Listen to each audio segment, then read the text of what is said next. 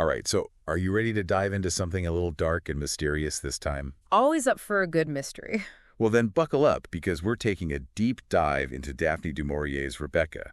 You know, Oh, a classic. that Gothic romance that's haunted readers for decades. Definitely a haunting read. Whether you've experienced its haunting beauty or are just curious to explore its depths, get ready, because we're about to uncover the layers beneath this seemingly simple story. It really is fascinating how a book published back in 1938 still resonates so strongly today.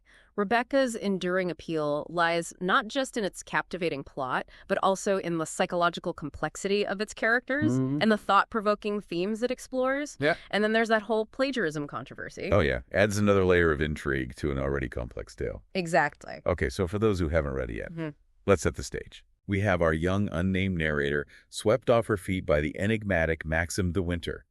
She's practically a blank slate, fresh out of finishing school, and totally unprepared for the whirlwind that awaits her at Manderley, his imposing estate. Manderley's such a fantastic setting. It almost becomes a character itself. But here's the twist. Manderley is steeped in the memory of Rebecca, Maxim's deceased wife. And this is where the brilliance of du Maurier's writing shines through, even though Rebecca is dead. It's like she's still there, right? Her presence is everywhere. It's in the whispers of the servants, the meticulously kept rooms, even the clothes hanging in the closet. It's almost as if Rebecca is a phantom haunting the halls of Manderley. And his mind. And the mind of Maxim de Winter. It's like she's woven into the very fabric of the house. Absolutely. And speaking of captivating characters, Maxim himself is a puzzle. He's a puzzle. He's brooding and clearly haunted by his past. What are his motivations?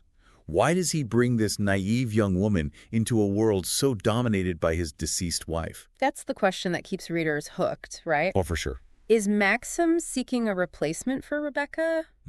Or is he trying to escape her memory? His actions are shrouded in ambiguity. So ambiguous. Leaving us to decipher his true feelings and intentions. Okay, so we've got Maxim. Yeah. And then there's Mrs. Danvers. Oh, Mrs. Danvers. She gives me the chills. She's one of the best parts of the book. Her devotion to Rebecca borders on fanaticism. Right. She's like a curator of Rebecca's memory, preserving her presence in every detail of Manderley. A curator. That's a great way to put it. Is she a villain? Or is there something more to her? Whoa. Perhaps a warped sense of loyalty or grief? Think about it. She could be a real-life example of a phenomenon psychologists call trauma bonding. You see this in cults or abusive relationships, where loyalty is twisted into a means of control. That's really Her actions, though undoubtedly cruel, yes. might stem from a place of profound loss and a desperate need to hold on to the past. That makes you see her in a new light. It's not just villainy, Yeah. but a deeply human, albeit twisted, response to loss. And then there's our narrator, who seems almost lost in this world of secrets and shadows. She's such a fascinating character. She's constantly comparing herself to Rebecca, Right. feeling inadequate and insecure. Well, the nameless narrator is fascinating because she embodies a universal human experience, the struggle to define oneself in the face of overwhelming expectations. Oh, totally. Remember, this is 1938. Oh, right. And societal pressures on women were intense. The narrator is expected to fit into the mold of the perfect wife. Yeah. Yet she's constantly reminded of Rebecca, who seemingly embodied that ideal flawlessly. It's like Rebecca has set an impossible standard. Impossible. And the narrator's struggling to measure up. Exactly. But it's not just about societal expectations, is it? There's a deep psychological element at play here. Absolutely.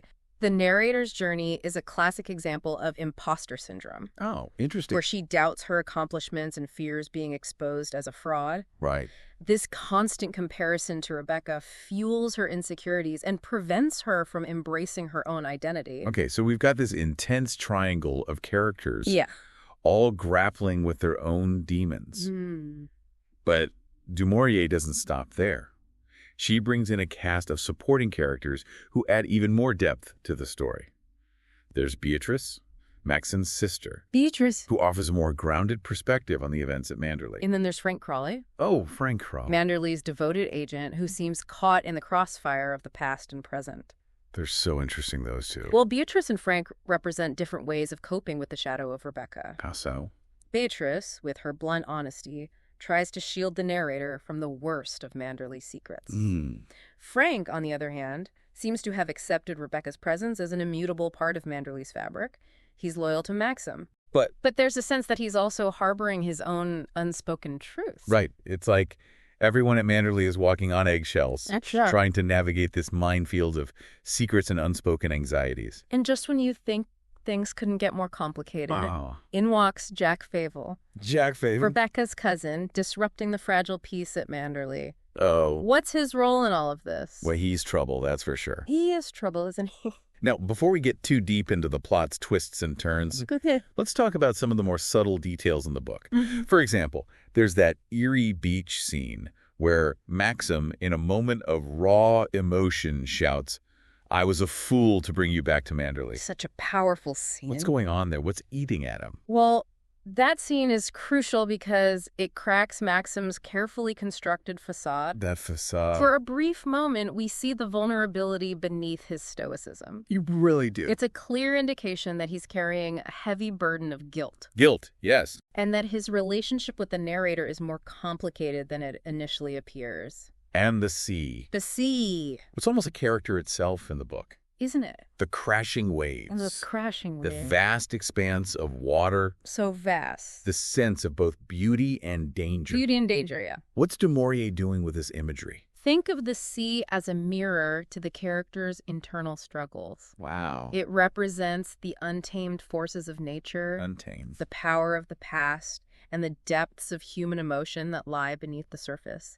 It also foreshadows the turbulent events that are about to unfold. It's like the sea is a silent witness to the secrets of Manderley. A silent witness, yes. And speaking of secrets, du Maurier weaves some powerful themes into this story. Powerful themes. Gender and femininity are front and center. Definitely. We've already touched on the pressure on women to conform, but there's also a sense of female rivalry and the struggle for power. Rebecca challenges the traditional view of women in society. It explores the complexities of female identity, desire, and ambition. Rebecca, despite her absence, is portrayed as a woman who defied societal norms, while the narrator struggles to find her voice and assert her own agency. It's like a tug-of-war between two very different versions of womanhood. And then there's the theme of power and control. Rebecca's lingering influence, Maxim's secrets, Mrs. Danvers' manipulation. So much manipulation. It's a tangled web. Absolutely. Rebecca is a study of how power can be wielded and abused, both overtly and subtly. Interesting. Rebecca, even in death, exerts control over Manderley and its inhabitants. Maxim's secrets give him a sense of power, but also trap him in a web of deceit. And then there's Mrs. Danvers. Mrs. Danvers again. Who, through her knowledge and manipulation, seeks to control the narrative and maintain Rebecca's dominance. Exactly. It's a battle for control, isn't it? And then there's the theme of identity and jealousy, which is something I think we all can relate to on some level. I think so, yeah. The narrator's struggle to define herself, the destructive nature of comparison. That comparison. It's a universal experience. Exactly. At its core, Rebecca is a story about finding one's identity in the face of overwhelming expectations and comparisons. Makes sense. The narrator's journey is one of self-acceptance, learning to embrace her own worth rather than seeking validation through others. It's a powerful message about the importance of individuality and self-love. It really is. Now, before we dive into the final act of this Gothic masterpiece, let's take a moment to really appreciate the brilliance of du Maurier's storytelling. Okay. She masterfully creates suspense, building tension with each passing chapter, and her use of symbolism is just masterful. Yeah. Every detail, from the crashing waves, the haunting portrait of Rebecca, adds another layer of meaning to the story. It's true. You can't help but feel like you're right there at Manderley. Du Maurier was a master of psychological suspense. She had an uncanny ability to tap into our deepest fears and desires, creating characters that are both relatable and deeply unsettling. And creepy. Her writing is like a slow burn, gradually drawing you into a world of mystery and intrigue. And then there's that ending. Ah, yes, the ending. It's one of the most discussed and debated aspects of Rebecca. But before we unravel that, we need to explore the events that lead to that dramatic conclusion. All right, let's pick this apart and see where this twisted path leads us. Let's do it. So, picking up where we left off, Yeah. the tension in Rebecca really starts to ratchet up as the story unfolds. Du Maurier masterfully layers in these subtle hints and clues Instant clues. that something isn't quite right at Manderley. And it's so creepy, right? Oh, it's creepy for sure. It's like this creeping dread that just seeps into everything. It does. And I think one of the things that makes it so unsettling is how the narrator's own sense of self is constantly being undermined. She never gets a name. Yeah, she's always Mrs. De Winter or my dear. It's as if she's being erased. Erased. Almost like she's fading into Rebecca's shadow. And we're right there with her. That's such a brilliant observation. It's almost as if Du Maurier is inviting us, the readers, to step into that nameless role. We experience the unease, the isolation, the creeping paranoia right alongside the narrator. Which brings us back to Mrs. Danvers. Ah, Mrs. Danvers. You know, I've been thinking about her a lot. Yeah. And I can't help but wonder if her obsession with Rebecca stems from something deeper than just loyalty.